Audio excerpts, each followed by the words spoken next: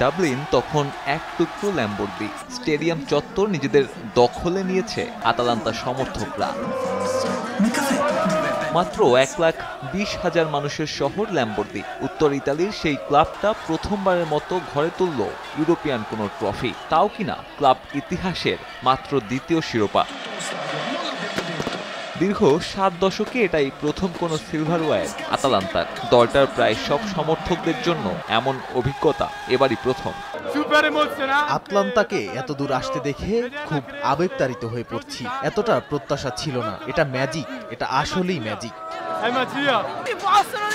অনুভূতি ভাষায় প্রকাশ করার মতো না। আমি বুঝিনি, আমি চিন্তাও করিনি আতালান্তা জিতবে। এটা সত্যি খুব সুন্দর। অনুভূতিটা বেশ শক্তিশালী। গোটা ইতালির জানা উচিত, গোটা পৃথিবীরও জানা উচিত, বেরগামো এখন ইউরোপিয়ান চ্যাম্পিয়ন।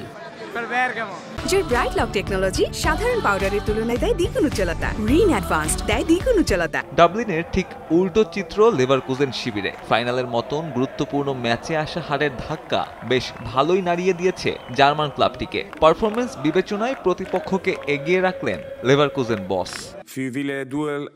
আতালান্তা আমাদের চেয়ে ভালো খেলেছে এবং ট্রফিটা তাদেরই প্রাপ্য। দিনটা আমাদের ছিল না। খারাপ লাগছে এই ভেবে যে এমন গুরুত্বপূর্ণ ম্যাচেই কিনা এটা ঘটলো। তবে ফাইনাল হারলেও নিজের দল নিয়ে গর্বিত সাবি। ট্রেবলের স্বপ্ন ভাঙলেও চলতি মৌসুমে জার্মান ক্লাবটা যা করেছে তা আরেকবার মনে করিয়ে দিলেন লেভারকুজেন বস।